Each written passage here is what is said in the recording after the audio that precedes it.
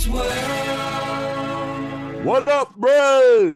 What up, bros? And welcome to Bruh Meets World. But it's Bruh Meets World. Your boy Meets World Fancast. I am Ceej. I am Tony Coitus. How you doing, sir?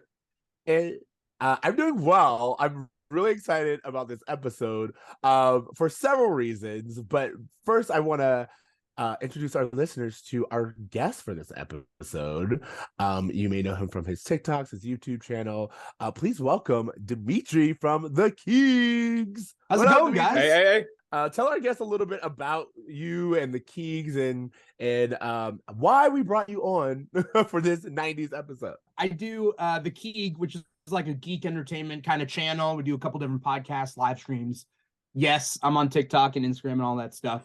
Yeah, it's nice to take a trip down memory lane with Boy Meets World, because we don't cover that on the Keeg. Like, I mean, we cover nostalgic things, but yeah, you know, Boy Meets World we haven't gotten to yet. Love it. And then what is your history with Boy Meets World? So when I was a kid, my mom had a rule that if I wasn't a teenager, I can't watch teenage shows. I can't watch shows about teenagers. She was very close to not letting me watch Power Rangers. Because Power Rangers is about teens with attitude, and she didn't want any of that. She wanted no teens with any attitude. No teens, no attitude. That's like the rule.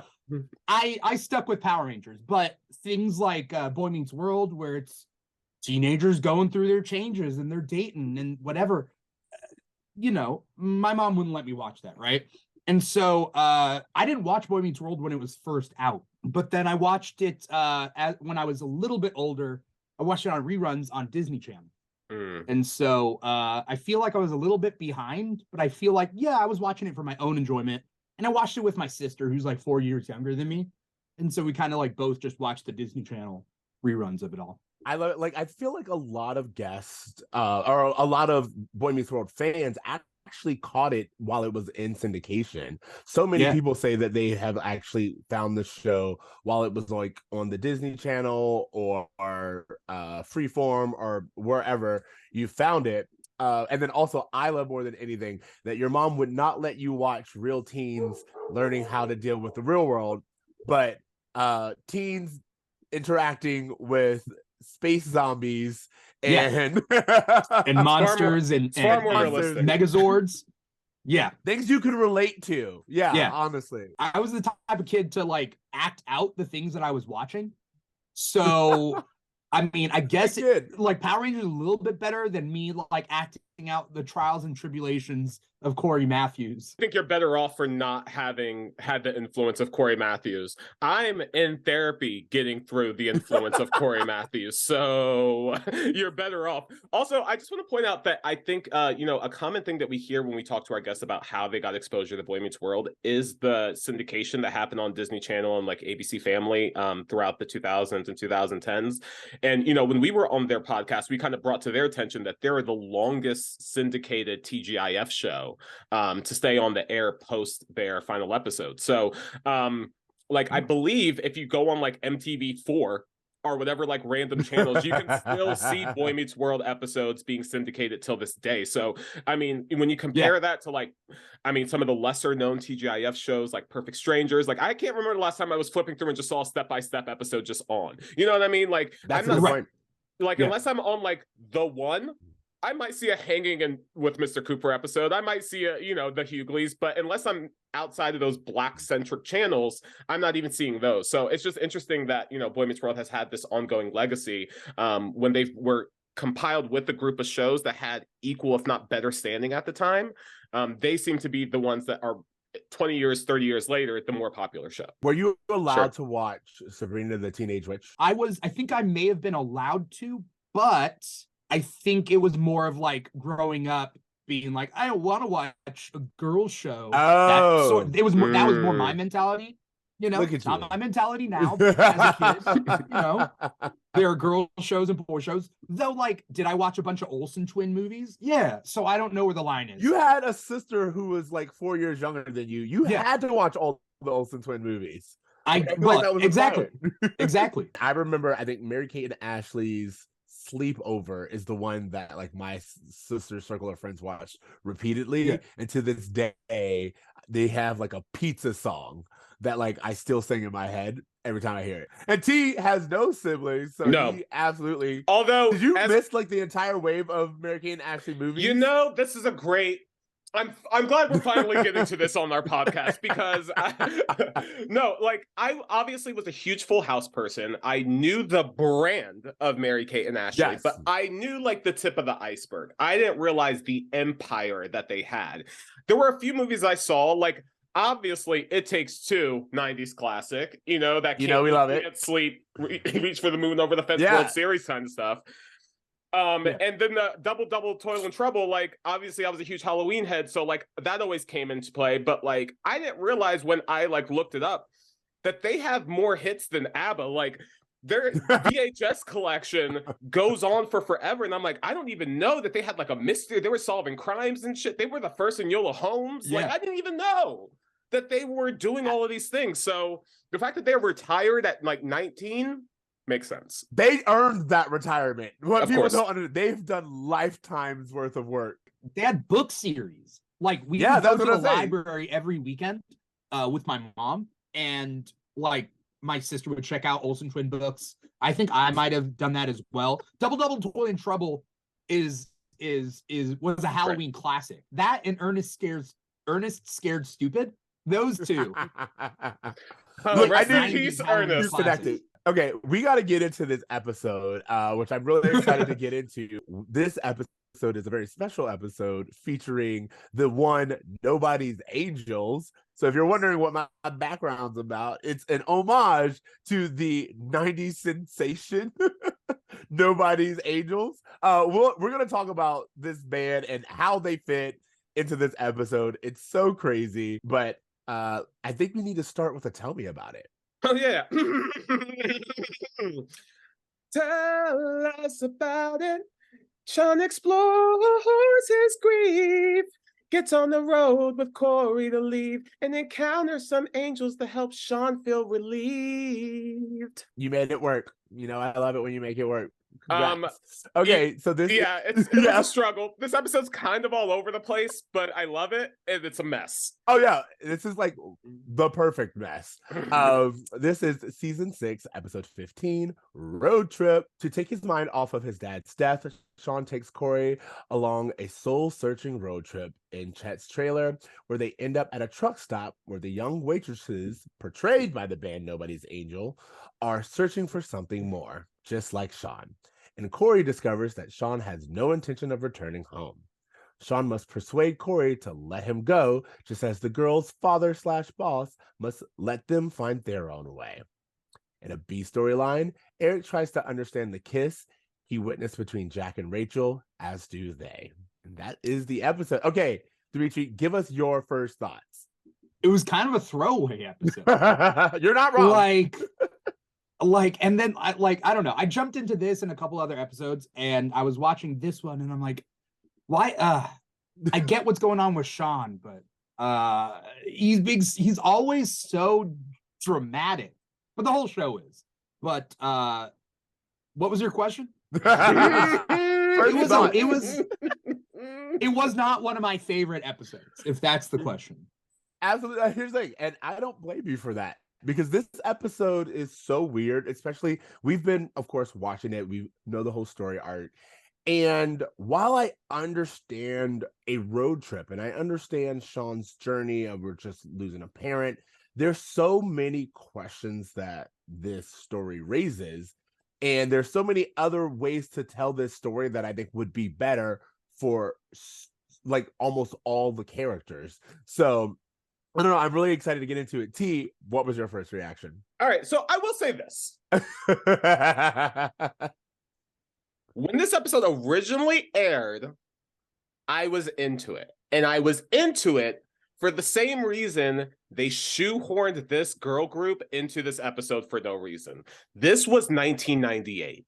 Like, I can't explain to you if you weren't there what watching MTV in the late 90s was, but it was invaded by boy bands and girl groups and pop show. It was so much the zeitgeist of pop culture and entertainment that when they showed up in this episode, as a kid, I was just like, oh, I've been watching MTV all day. This makes sense. When you're watching Boy Meets World, however, you're going through the storylines, you're like, oh, this seems like a really important episode for Shawn to deal with his grief.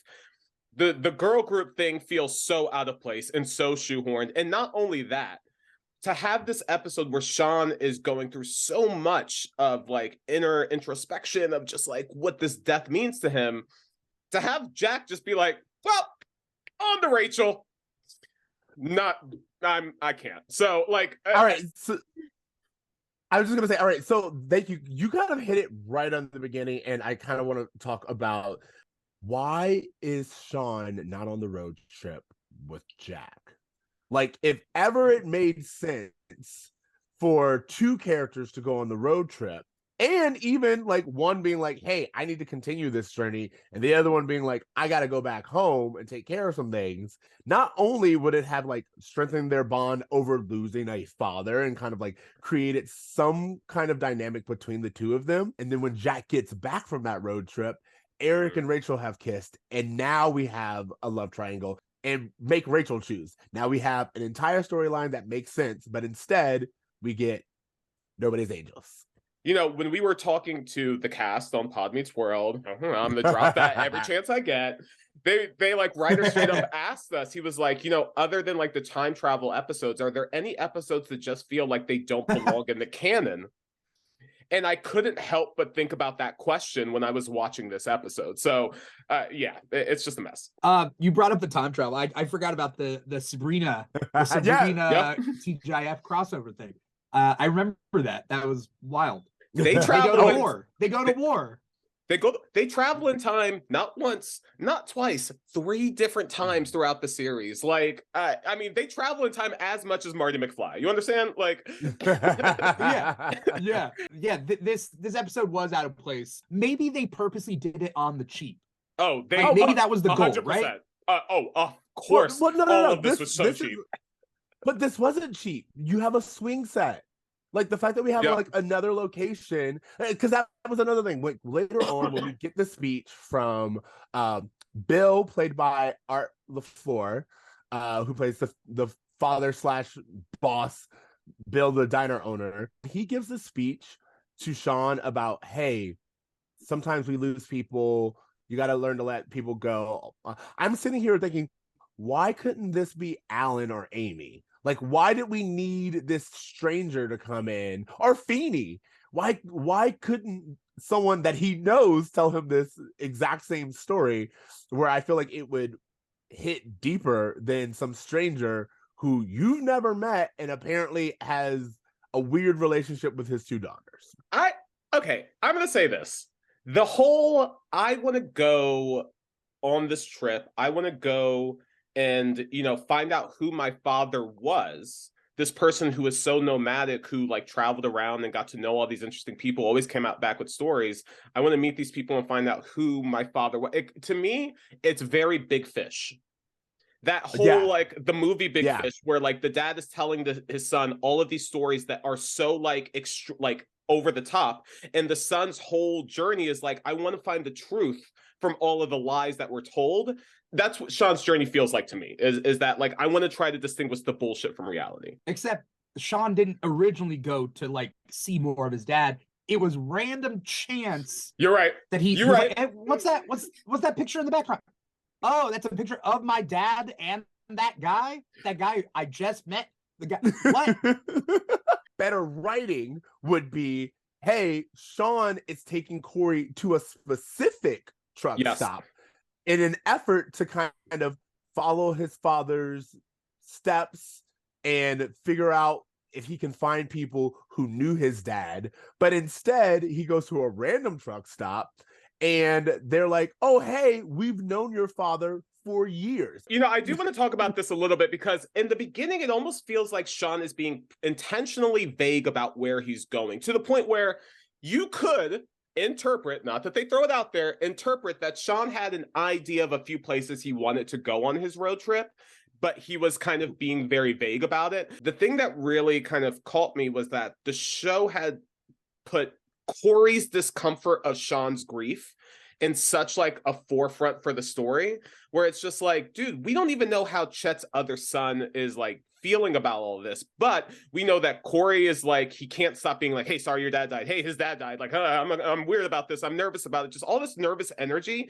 that you get from someone who's trying to like comfort someone who's grieving. But like the show chooses to focus on that versus Jack or Shawn or some of these other things. As you said, Shawn's grief centered around Cory.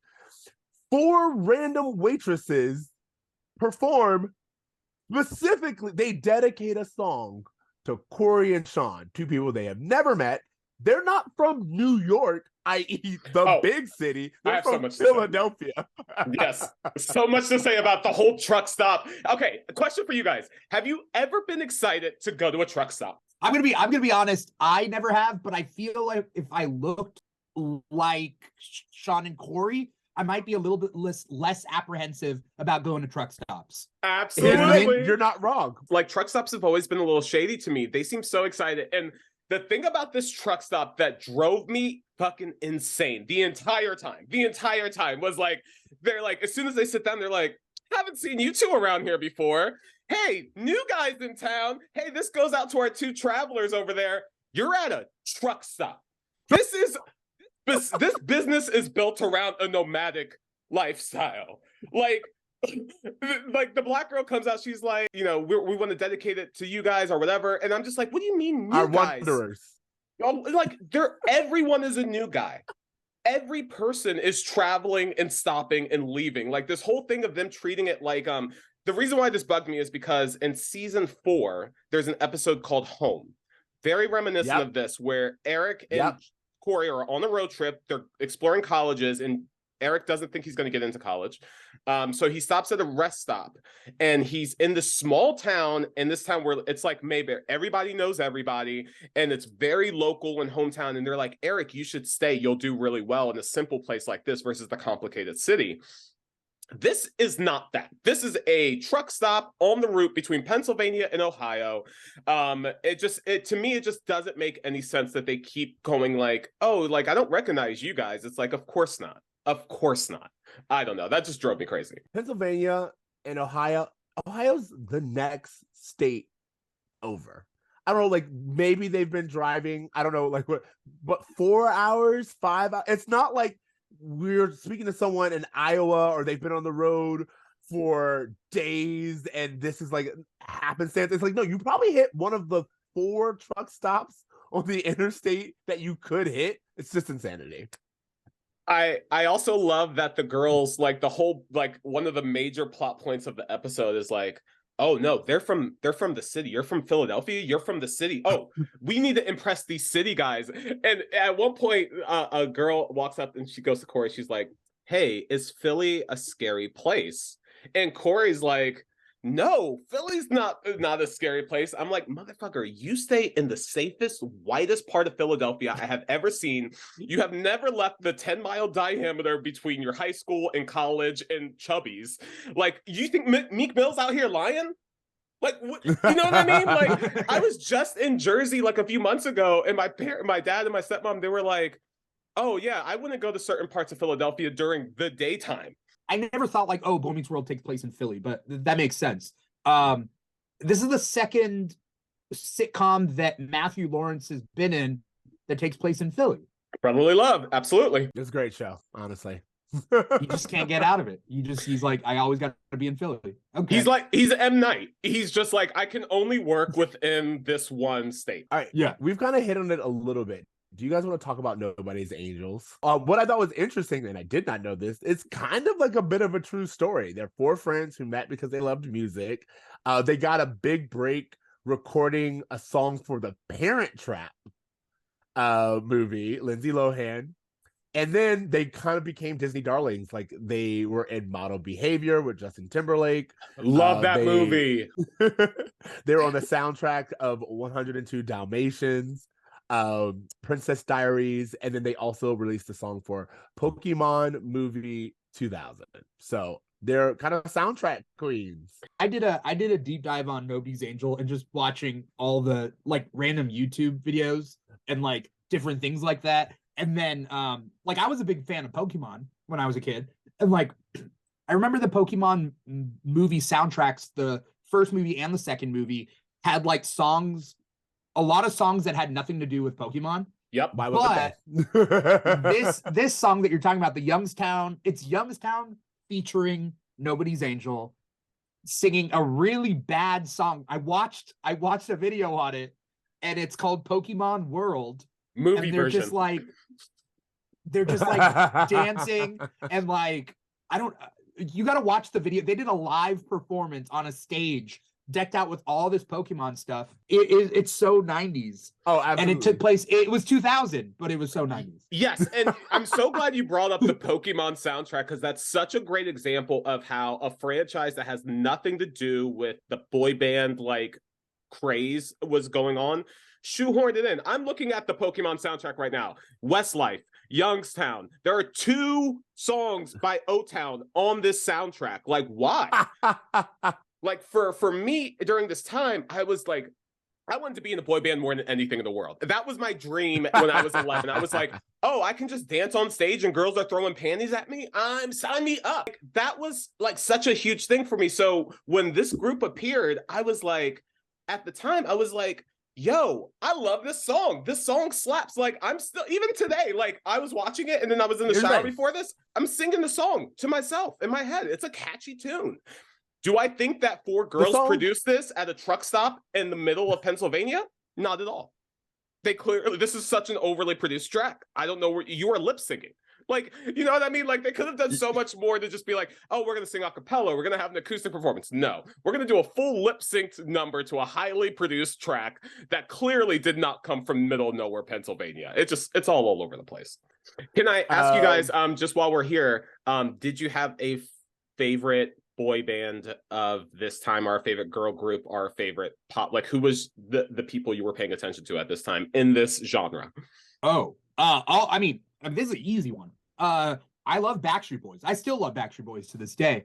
NSYNC is good too. But if we're talking like the amount of singles, Backstreet Boys all the way. So I would say absolutely. I was at this time NSYNC.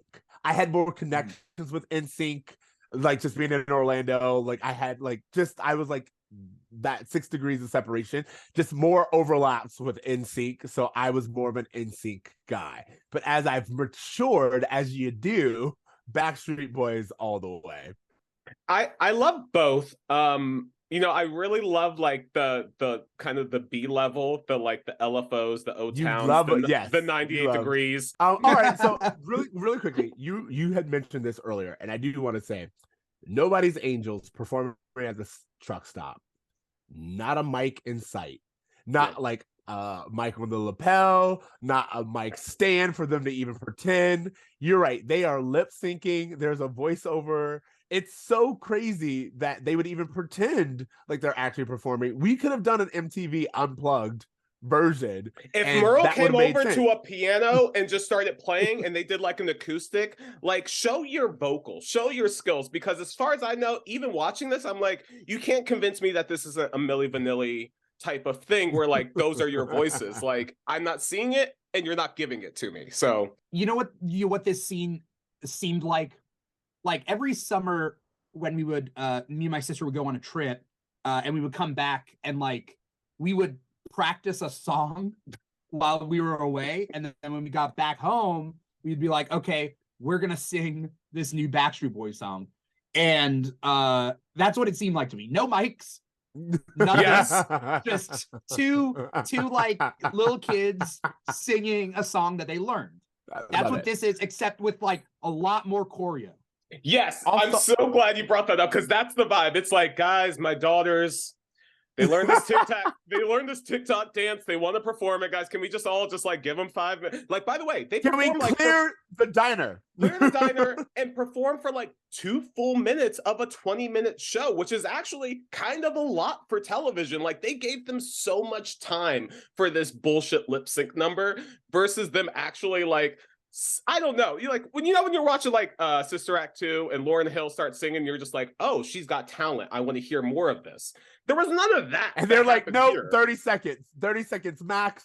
We have a scene we have to do. It just seemed like they wanted to sell the pop song, not sell us on this group's story organically fitting into the thing. It just seemed like a Glee thing where it's like, oh, we're gonna throw the song in here so we can try to sell it. It's this. I mean, they did a great job selling the song because the song's stuck in my head now. Oh, so, it's a good song. Thank you, guys. Actually, a really good song. I'm not gonna lie about that. I do want to say, just to kind of get back to the storyline of it. Sure, Cory is so condescending. Oh, you girls got yourselves a little band. Like, he literally says this will be so cute. We should see. And I'm like, who are you? I haven't seen you pick up a single instrument. Why are you being condescending? Like you actually are Barry Gordy and can give these girls any kind of contract. I love that they were like, well, Dad, Cory says we're good. So exactly. Who the it's Cory that his opinion should even matter in this? Like, I'm your father. We clearly have a history that goes far beyond the 3 hours these men were at our restaurant. Like, why do we feel like we can wrap up our entire conflict because these strangers came in? And all right, so to that, I want to say, I do think it's very interesting that two of the girls are like, their dad won't let us go. What do you mean by that? Like, they can't go. You are free to go. So just do that. There's that one line. It's really weird in this episode where they're like, oh yeah, your dad was here and he used to say that one of my girls would be a great girl for Shawn. And then they're like, who is it? And then is it Amy Sue that's just like, it was me. Sarah. Yeah. Sarah it was a Sarah? One. Okay. It was me. And that's also like, the one he used to show us photos of you all the time. I like the one where you're bathing in the sink. You mean when he's a baby? Yeah. What are you saying? I love the joke where Bill comes out and he's like, hey, do you see Amy Sue over there? That's my daughter. And Cory's like, lucky man, which is a weird thing to say to a guy who has a cute daughter. And he goes over and he's like, you see that girl over there? She's my other daughter. And Cory says, you must have quite the gun collection, which I also thought was a funny joke. And then that is a funny line. He points to the black girl and Cory goes, let me see you explain that one. And I literally did laugh. I was like, you know, Cory actually has some pretty solid jokes in this episode. Absolutely. But then they use Sarah being like, we're all that dad has. And we don't want to leave him. So it's kind of like a little bit of like, Bill's getting all of the blame, but actually Sarah's the one holding them back. Yeah, and I think to your point, like they didn't write that character as sympathetic to dad as they should have, but we're also like introduced to like 7 new characters all at once, and we just don't have the time. This whole episode feels so shoehorned to include this girl group because let's hypothesize if this girl group wasn't available for this episode, how would they have done this story? It would have been far more deeper into the characters. It would have probably explored Shawn and Chet's history a lot more.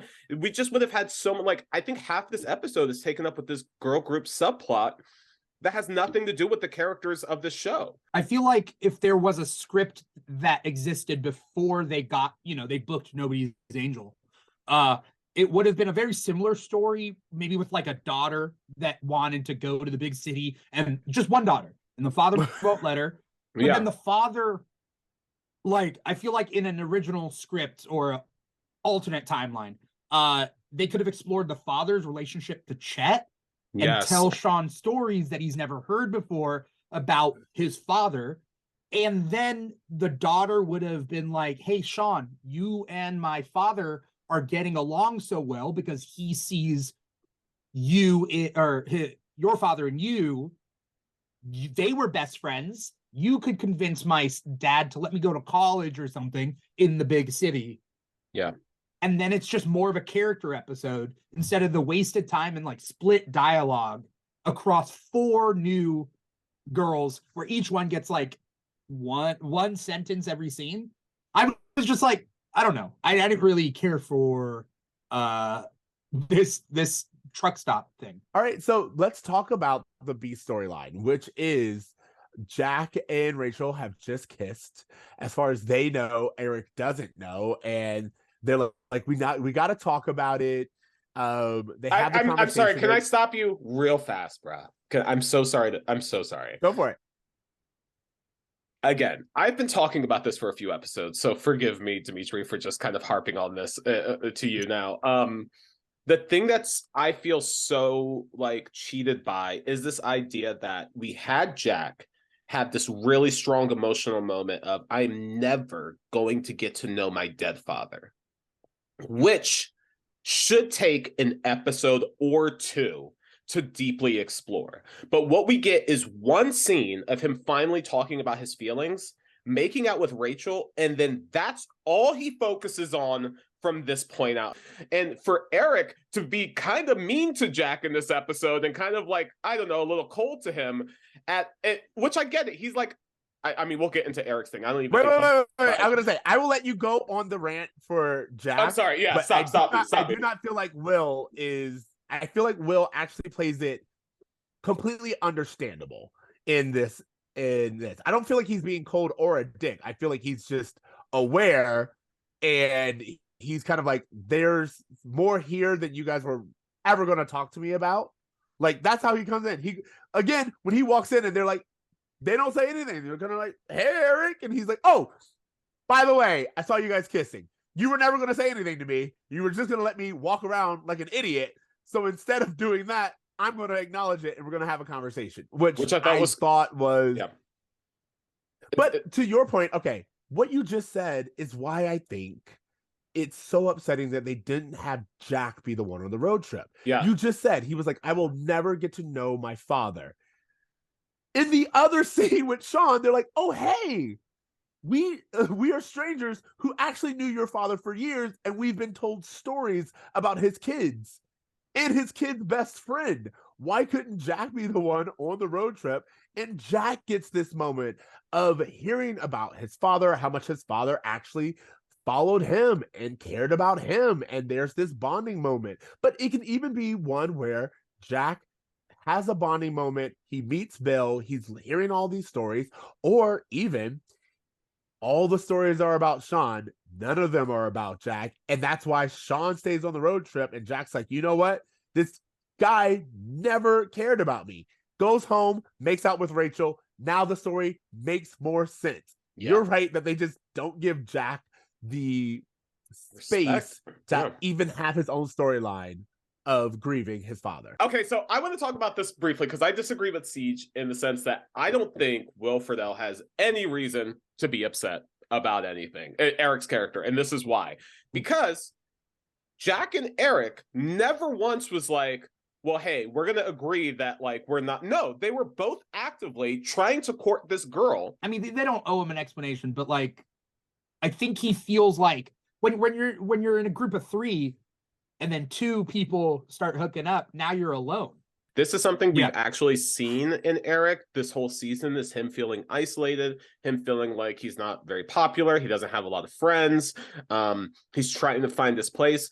It was interesting because, like, 2 episodes ago, there was a scene where Rachel and Eric were playing this, like, newlywed game, and they did really well. And Eric's like, you know, me and Rachel are vibing, and I don't really know how to break it to Jack that, like, we're going to become a thing. He kind of misinterprets a lot. But the entire time was him just struggling with how to tell Jack about it. And I think what we're seeing is the fact that Jack wasn't feeling that towards Eric of like, oh, how am I going to talk to Eric about this? And again, to Eric's point, they did not only lie to him about it when he asked, as soon as he left, they made out in the living room, as if to say, if he comes back, fuck it. You know what I mean? Like, it was just very careless the way they went about handling it. I'm gonna give him a benefit of a doubt. I'm gonna say that Jack and Rachel, quote unquote, meant what they said in the moment. They were like, we're just friends, it's platonic. It is, they're in denial, right? And then when they leave, they look at each other and they just get caught up and they're like, okay. I get it, but here's the thing. Even if they did, to TC's point, Eric has just, like, he is not at the elevator door. He's not at the laundry room. They didn't make sure that no one, like, heard him walk down the hallway. He shut the door and they were like, I want to kiss you. And they just went at it. Eric could have been like, I forgot my laundry detergent, and just walks in on this immediately. There is no discretion. It's just a story of conflict and betrayal. And to your point, TC, Eric specifically thinks about how to tell Jack, and Jack's first reaction is never tell Eric. Well, what's interesting is that Jack doesn't even want to have the conversation with Rachel. Like, he's trying to avoid even getting into this, which makes sense because he has a lot on his plate right now. He has a lot bigger things to focus on and worry about and process than what this kiss was. So him being avoidant to that conversation makes sense. So I there's just a lot of just like not being completely upfront between boys that's happening here. I've been there. And so, like, my first ever girlfriend when I was in high school, it was like we were all best friends. It was me, my best friend, her. We used to hang out like all the time. But what ended up happening is obviously, like, at the first hookup, I tell my guy friend, right? There wasn't secrets per se. And also we weren't both pursuing the same girl. It wasn't like that. So, you know, very similar personalities though, the three of us. I was obviously the Jack. Obviously, you know. But yeah, no. They got to spice it up for the TV drama, right? It's actually funny. Secrets. You just reminded me. I actually, T, did you have this situation? Because I had this situation in college where it was me, a friend. It was me and this female friend. We both were pursuing this one guy, and it was like this whole thing of like the entire time, which one of us is he more interested in? Because like it's college and we didn't really know, and he hung out, like he gave me his number, but like, you know, when we went out, she was there, and we were like, we just didn't know how what he was going to pursue, and eventually it became this thing where it's like they paired off and I felt left out, but then our friendship was stronger, and so he became our third, and it's like this whole weird triangle that I completely forgot about. So it's true to college. The only thing else I wanted to say is, T, you brought up something which I really am connecting with, which is Eric's feeling of loneliness. Yeah. Or if we look at it, each one of these characters, Jack, Rachel, Eric, they're all lonely in some kind of way. Rachel knows no one but her roommates. Jack knows no one but his brother and his roommates. Eric doesn't have any other support system because his family pretty much ignores him, and Cory and him almost never overlap. So he himself is feeling lonely. And so like this idea of loneliness and lonely people finding each other, and what happens when three lonely people find each other and two of those people have like a sexual spark, that's a great storyline that we could have done. There's a lot of better choices. I think that's the thesis, right? Like there's better choices the writers could have made. Why are they pushing X, Y, and Z? Are they lazy? Are they like, what are the parameters that they're working in? You know, I think they even talked about this on Pod Meets World, maybe, or maybe it was a different interview where they were talking about how Sabrina was able to get Backstreet Boys. And I think there was this push to like put a pop group on there, and they specifically wanted to get a female group to counter the largely male-centered cast that's on Boy Meets World. But like, this is a prime example of just like, we're trying to figure out a problem that doesn't even need to be a problem. Like, why are we trying to shoehorn any of this into our show? Like, clearly it's for ratings, but like, if you're going to go for ratings, why not get Britney Spears? Why not get Christina Aguilera? Why not get someone who has name recognition that will actually pull in an audience to justify writing an entire episode around a pop group? And like, where's Destiny's Child? Like, bring someone else in here that has name recognition. There aren't 4 Black women in Ohio. Come on. Okay, I do want to like wrap up this episode. Sure. This is going to be very interesting. I just want to, what was your bra moment? And Dimithri, again, a bra moment is like, what moment just kind of like took you out of the episode where you were like, wow? Wow in a negative way? Whichever one. Like again, it's just kind of like, I haven't talked about this specifically, but like the way they film the choreo and the dance and everything, it's classic like 1 second shot. And then, you know, like, yes, you know, like a rolling the eyes while singing a song and then doing all that stuff. that takes me out, because I'm like, this is a show about a boy meeting the world, right? And now we're trying to like do very limited camera angles on this set, but also splice it in like 2-second shots. Because I don't know.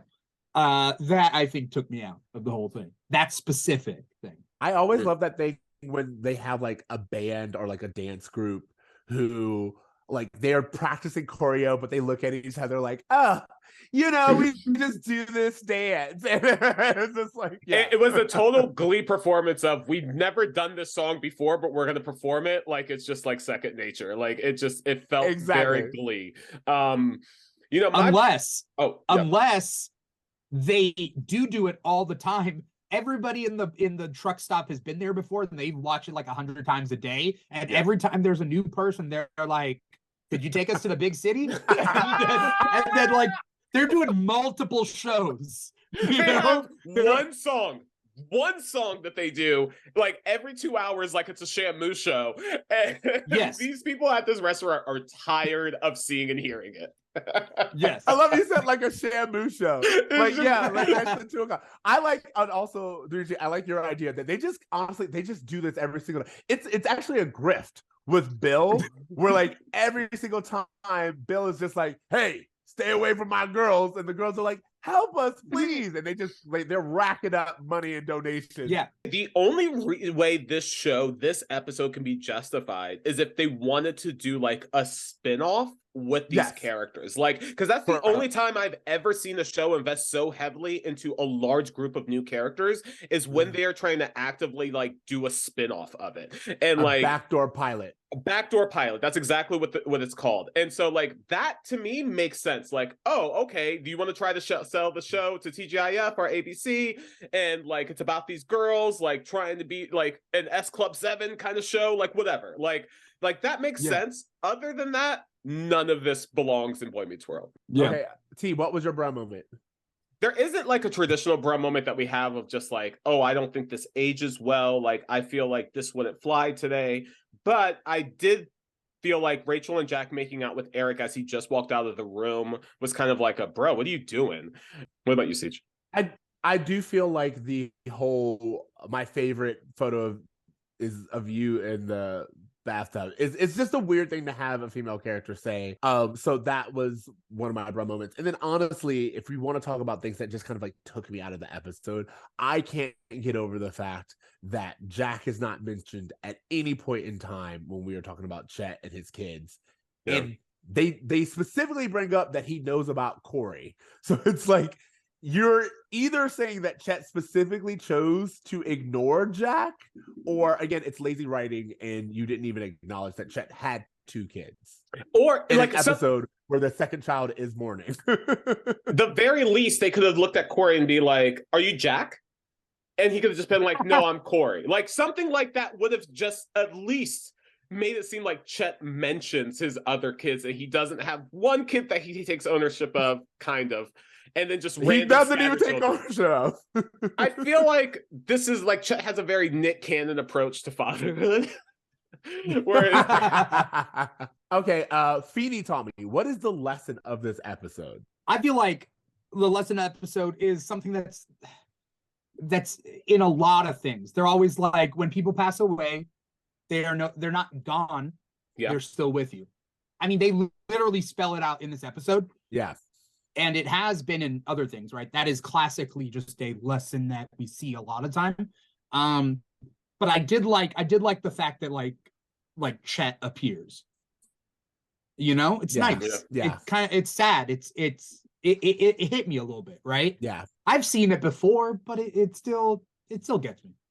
Yeah, for sure. I want to give that to the actor who plays Chet, because I feel like, again, I've always said this, I'm a Chet apologist. He is just so charming, and you just literally never get tired of seeing him, no matter when he shows up. And I think that that's a lot about his performance, that, yeah, even seeing his ghost, you're like, man, I'm really glad I got to see that. No, for sure. See, what do you think the Feeny lesson is? You know, what the Feeny lesson should be is you know, it's okay to grieve in your own way. That if you want to make jokes, if you want to laugh, if you want to go and kind of like explore life on your own, like all of that's okay. There's no proper way to grieve. And that kind of would even make sense for Jack's storyline, even though I just don't feel like the show kind of pushes that. The main message I got is that if you're in a girl group and you want to make it, you got to go to Philadelphia. Like that is the message that most of the show is about. So like, I really just don't know what I'm supposed to walk away with, other than like, also it's okay to lie to people about your relationships that you have behind their back. Like I don't really know, based off of the characters' actions, what I'm supposed to be walking away with. But I think Dimithri hit it closer with just that, you know, no one's gone once they die. I love that you're like, if you really want to make it, if you can impress just 2 random college students, boy, you're on your way to the top. I love when you called a Cory Gory Berry, Gordy Berry, Barry Gordy. I'm sorry, Gordy. When you were like, "Oh, they're treating Cory like he's Barry Gordy," I'm like, "Yes, this makes no sense. Who was this guy that you need to?" I can't keep going back into that. Okay, so and to me, I would say my feeding lesson is more of like learning to let people go. You know, like that's another part. Yeah, Shawn learning to let Chet go, Cory learning to let Shawn go, the dad learning to let the girls go. Yeah. And in some way, if you want to, Eric really he's starting their journey of having to let whatever this triangle is go. So yeah, that's just kind of like what I took away from it, but you're right. Nothing's really spelled out the way that it should be. So yeah. All right. What grade are you guys giving this episode? I gotta give it a D. If I was watching this as it was airing, I would have been like, I should have skipped this week. Like, you know, like, I want my time. Imagine back. waiting week after week for a new episode of a show that you like, and then this episode comes on. And you're like, oh. You know, can I just say one of my earliest memories as a kid was it was a Friday night and my mom had brought me over to her friend's house and they were like watching sports or something, and I remember like crying to my mom, can we please go home? I'm gonna miss Boy Meets World. Like I'm gonna miss Boy Meets World. Like it was such a big thing because I like even as a kid I was just like excited to see the show. But that whole thing of just like, well, you have to make it home in time. So if you rearrange your plans and you rush home and it's a shit episode, you're like, what did I do all this for? So I can understand that. T, what grade are you giving it? You know what? I'm going to give this episode a B, which is very forgiving. Very forgiving. Wow. This episode should not be a B episode. For all of the reasons that we've discussed. It's so random. It's so all over the place. But the fact is... How did you settle on B? Because, bruh, if you don't think for the rest of the day I'm going to be singing to myself, I just can't help myself, I'm falling in love with you, then you're wrong. Like, that's why this episode got the B, because the song slaps. Like, the song is the thing that is going to make this episode memorable when it has no reason to be. So for that reason alone... Like, yeah, it wasn't probably the most popular group at the time. You probably could have got more ratings with something else, but I can't deny that the song's a hit. So for that reason, I'll give it a B just to kind of forgive a lot of the other shit. And one thing I just want to quickly point out that we forgot to mention that I was talking to Ceej about was, you know, what we have the actor who plays Merle, who's like the guy with the beard. We have Bill, the guy who owns the place, and we have Blake Clark, who's Chet Hunter, all three of which played like Tim's friends on Home Improvement. So there was just a lot of crossover between the Home Improvement set and the Boy Meets World set with them being right next to each other. I mean, even Amy started off as I was gonna say Amy on Home Improvement. So the fact is that like whoever's casting that show is clearly very close to whoever's casting the show, because we got 3 different Home Improvement kind of alumni, so to speak, within this one episode. But yeah, B. They weren't the same networks, were they? Yeah. Home Improvement was on Tuesday night. That's the thing, is that Home Improvement and eventually Full House like got so popular that they took them out of the Friday night lineup and they moved them to Tuesdays. But if you notice, Home Improvement in terms of subject matter is actually far more in line with Boy Meets World than a lot of like Full House and Family Matter stuff. they're a little bit more mature in their storytelling sometimes, especially as the kids get older. But yeah, there's just a lot of crossover there. But B episode is my grade, just to bring it back home. Okay. I'm giving it a D plus. And the plus was for the song. Like, I was with Dimithri, where I was like, this was a D episode. But because the song was good, I was like, I'll give it that plus. So also, it might be different nowadays, where if I want to listen to a song, I can just go online. But imagine liking the song and being like, where can I hear it again? I just gotta like find out when this episode is. Remember the TV guide? Yes, of course. You gotta like, I lived by that thing. A little synopsis. Maybe you're like, oh, this is the episode. I'm gonna wait, 3 months to hear the song again. Boy Meets World. I gotta see that. You know what's so funny is that you bring up a great point, that before there was even like the guide button on your remote, which was something that we encountered as a technological like revolution at the time, there wasn't really a way other than that TV guide of knowing what was on. And even then, the synopsis was so brief because I had to fit in like such a small point, that television was in a lot of ways, I think, a lot more like what TikTok is now, in terms of just like you're scrolling and you're looking for something and you're finding something that's entertaining, but it's all about the discovery more than actually like seeking out content, which is a completely different than how we approach television now. It just feels like they've allowed so much more room to discover new things by providing, now we have full websites dedicated to like what's going to happen in season 2 of Miss Marvel. Let's find out, like all of this like speculation, whereas before there was none of that didn't exist. So I think there is something, when you said the TV guide thing, it just kind of brought me back to a time where I had a very different relationship with television because there wasn't all the options that we have now. It's actually really funny. You just made me realize I've never thought of it as TikTok like channel surfing, but that's exactly what it is. Yeah. It's crazy. Yeah. Also, like the way they write episodes back then, given the time period and the constraints of television, is different. That's why, like, when they go to commercial break and they come back from commercial break, they redo the last 5 seconds sometimes, right? Yeah. Like, if it's a big thing, they're like, maybe you just came into the show. Can you imagine that though? Like attacking a show like, oh, we got to do them in like 5-minute chunks.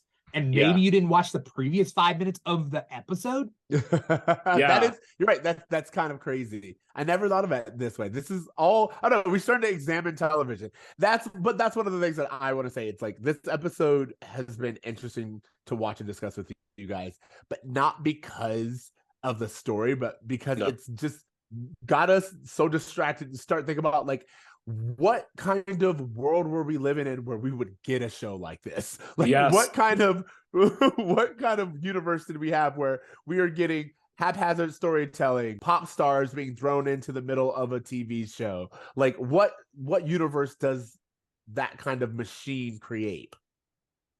Yeah, all in a 22-minute episode, All in a 22-minute episode. Okay, so you guys, finally, homework. What do you got? Like, Dimithri, what homework do you have for our audience? I'm watching. Okay, this is weird. I'm watching How I Met Your Father because I never gave it a shot when it first came out, but season 2's out, and I'm like, okay, I will bite the bullet and I'll give the first season a shot because I watched How I Met Your Mother religiously back in the day, but I can't go back to it. I'm a huge sitcom fan. Cannot revisit that show. Go back. I can't for multiple reasons, because the end of that series messes up things so bad. Yes, I can't watch it. And then also Barney, as a character, as an entity, Barney ruins that show. Yes, like it. I get it. Back when I was younger, I was like, haha, that's like the dickish kind of humor. Okay, yeah, that's funny. The bro code, super funny, super hilarious. And then now I'm like, oh, I can't go back. It's different. So How I Met Your Father, I'm a couple episodes in. I'm watching it with my mom. It's more risque than How I Met Your Mother. Yeah. Like, I've seen it. One of the guys essentially, wait, how appropriate is this show? This podcast? Oh, go for it. We curse all the time. Okay. He's wearing the fleshlight. He's wearing, like, as he walks out of the room, he's wearing a fleshlight. It's a bigger fleshlight. It looks like Good for him. It looks like an ice, like a ice cream maker kind of thing. But whatever. But like it's anyway. Whatever. The point being is, sorry. Side note: my mom was like, is that a real thing? And I'm like, I don't know. I can't have this conversation with you, Mom. Are we doing this? I don't want to. We're not gonna. No, I don't know. But I just finished. I finished a lot of shows. I finished Atlanta season 4. Oh, and that was it. Great. The Goofy movie episode of that season will stay with me forever. I love it. That was none of the episodes make sense in Atlanta. Like when they do that standalone stuff. Yeah. And I'm like, do people coming in, they don't know what is going on. That episode is wild. I was at a bar, just a dive bar, and they were playing FX. And multiple episodes, like standalone episodes of Atlanta, went back to back. And I'm like, anyone watching this that would not know what this is. Absolutely. Yeah. It's surreal. It's literally surreal television. T, what's your homework? You know, this is something you've been giving us homework for a long time, and I finally got around to like deep diving it, and I'm almost done with it. But I am now completely obsessed with Abbott Elementary. I've gotten through to like most of season 2, and at this point, I get it. It's the Black Parks and Rec, and I love it. It's such a joyful show, and one of the reasons why, you know, I think you've talked about this before, and I'm finally kind of seeing the connection is, you know, so rarely do we have shows that focus on school and education and teachers? And one of the things that we all connect with as Boy Meets World fans is the fact that that Feeney relationship was always taken so seriously, and they kind of explored, you know, what it was like to kind of grow up and go through school in a way that we can all relate to, in a way that television doesn't really talk about too much. You know, even on Saved by the Bell, the education was just kind of in the background while these hijinks were going on, versus it kind of playing a role in these kids' lives. And, you know, to kind of connect that to Abbott Elementary, to kind of see this all from the teacher's perspective entirely is very interesting. And having to deal with charter schools and like low funding and like, you know, I have a classroom disruptions and like all these things. Like half of my family, like not half of my family, but a lot of my family are teachers, and they work in schools and they work with kids. And these are all stories I've heard them kind of tell me in ways that just kind of make me relate to the storyline so much stronger. So like, yeah, if you, and that's the thing, I say Black Parks and Rec because if you understand Parks and Rec in the terms of like, hey, The Office is very cynical, but Parks and Rec was very optimistic and like kind of gave you a joy. Like these people wanted to serve the public. They wanted to do good. Leslie wants to do good. You can see those same characteristics kind of, you know, within the cast of Abbott Elementary, where everyone has their quirks, but even the principal, for example, is doing her best and is lovable, and you want her to succeed, and you want all of these characters to do well. And I just think it's a great ensemble comedy, and probably the strongest ensemble I've seen in a long time. So yeah, Abbott Elementary season 2. Abbott Elementary will always get my praises. The idea that like, and I only realized this as I grew up, the idea that like our parents, our teachers are just as clueless. Yeah. Like they're also going through growth. You think the pinnacle of like the totem pole is like these authority figures that you've been looking up to your whole life. Mm-hmm. You've been getting lessons from, and sometimes they're making it up on the fly as well. Yeah, absolutely. Yeah. That moment you realize, like, I mean, especially for me, because I'm an only child, but if you guys are the oldest, that feeling of like, oh, my parents had never done this before. Like, I grew up looking for them for all the answers of like, but they've never been a parent before me, so they have no way of knowing how to do it. That kind of realization of just like, wow, like everyone's faking it till they make it is like, it's a little like nerve-wracking, but also kind of comforting, because like being in my 30s now and like feeling like I don't have my shit figured out is like, oh, everyone feels this way in some perspective, in some avenue of their life. It's so funny, like the number of times anytime I speak to someone younger, they're like telling me about this decision they have to make, and they feel like it's so heavy. I'm like, I need you to understand, nobody knows what they're doing. Yeah. Just make a decision. And if anything, like even if it's the wrong decision, making the decision is absolutely the better thing to do. So yeah. Okay. My homework this week, I I'm actually surprised that it's my homework because I was surprised by it, but it seemed very fitting because we're talking about big city guys going out into the country. I watched Tulsa King on Paramount Plus with Sylvester Stallone. It was a show that I did not think was my type, but let me give you this breakdown. Sylvester Stallone plays a mobster who has been a New York mobster who was in jail for the last 25 years because he kind of like took the fall for the rest of the gang. But he gets out and there's like, look, New York is different. The mob doesn't have the hold on New York like it used to. We have nothing for you here, but we can send you out to Oklahoma and you can start to build something out there. And he's like, what's going on out there? What can I do out there? They're like, that's for you to find out. That's like why we're sending you out there. So you get like this New York mobster who moves to Oklahoma and basically tries to start a gang there. And it's this weird thing. I will not lie.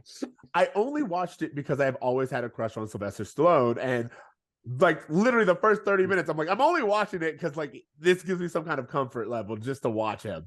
But it actually, as I watched the series, it's like, oh, it's actually doing really interesting things. Like very early on, they have, he gets a black sidekick.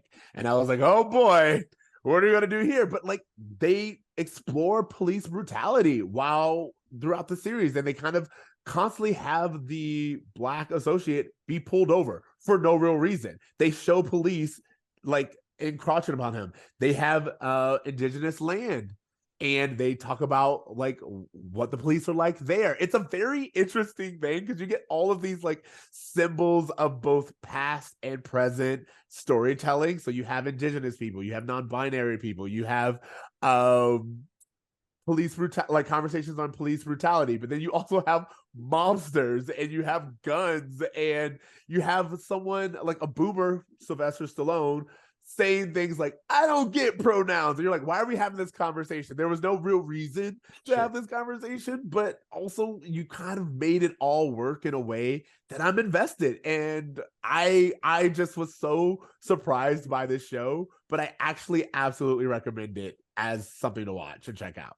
All right, so thank you guys. All right, so Dimithri, tell everyone where they can find the Keegs, where they can find you, everything that you want to share with the audience. Yeah, so if you like geek stuff, yes, we deal with a lot of nostalgia, but it's comics, movies, TV, pop culture in general. We have multiple shows a week, but you can find all our information on our social media at The Keeg Show, TheKeegshow. TikTok and Instagram are our big ones. Yes, we're on Facebook. Yes, we're on Twitter, but TikTok, Instagram, two big platforms. We do live streams and podcasts. So our live streams are on Twitch and YouTube. So twitch.tv/The Keeg Show, youtube.com/The Keeg Show, or you could listen to us on podcast format, Apple Podcasts, Google Play, SoundCloud, Spotify, iHeartRadio, and Stitcher now. So pretty much at The Keeg Show or /The Keeg Show anywhere, and you can find us, you can track us down. And we're doing like a Mandalorian season 3 after show because we do a lot of after shows for those type of shows. And then, yeah, we got a lot of shows that we do. So definitely follow us and figure it all out. Yeah, thanks so much, man. I really enjoyed having you on. It's Absolutely. been such a pleasure to like actually, again, we've been following each other. So to like collaborate, it's always fun and great. Yeah, Loved having I thought you this on, day bro. would never Great come, vibe. but I made it. Yeah, you made it. We're happy to have you. So happy to have you. Thanks for having me. So for our listeners, as usual, you can find us at Bromance World on all the places. Pretty much anywhere that you did /The Keeg Show. After you're done watching that, back that up a little bit, do /Bromance World. You'll be able to find us on all the places. Make sure you leave us a rating. We appreciate you guys so much. And this is the part of the show. Keeg, I'm going to see if you remember your homework. This is the time where... Give you a little second. Yeah. I'm good.